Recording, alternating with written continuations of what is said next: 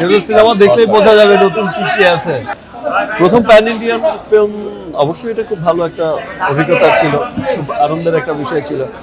আর এটা ছোট্ট পরিসরেই হোক আর বড় পরিসরেই হোক, যাত্রাটা তো শুরু হলো।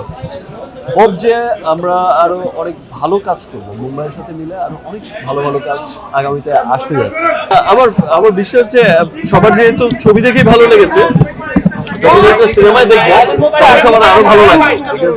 আমি মুম্বাই প্রেস মিটেও বলেছি যে দরদ খুব ভালো একটা স্টোরির ছবি, দরদ খুব ডিফারেন্ট স্টোরির একটা ছবি।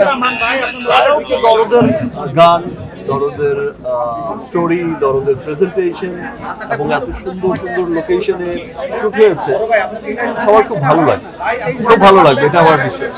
মাত্র তো যাত্রা শুরু হলো, অব্যাহত থাকার আর না থাকার কি আছে, মাত্র শুরু হয়েছে।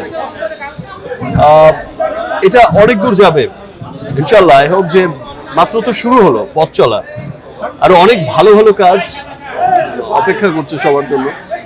আরো অনেক ভালো ভালো কাজের, মুম্বাইয়ের সাথে মিলে আরো অনেক ভালো ভালো কাজের সেই চমক তো আমি কখনোই দেখাই না। আমি আমার কাজ দিয়ে কথা বলতেই বিশ্বাসী, আমি যাই বলি আমার কাজ দিয়ে বলি।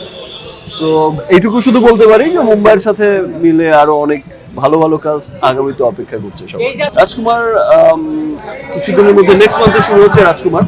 রাজকুমারের মেবি কটনি কিছুদিনের মধ্যেই চলে আসবে। আরো যারা আছে এখানকার আর্টিস্ট টেকনিশিয়ান তারাও চলে আসবে। আর আপনার রাজকুমার আবার আর একটা মুভি আছে, সেটাও তো ইন্ডিয়ার সাথে মিলেই হচ্ছে। তারপরে আরো কিছু ভালো মুভির প্ল্যান হচ্ছে, যেটা মুম্বাইয়ের সাথে প্ল্যান হচ্ছে, ভালো কিছু মুভির।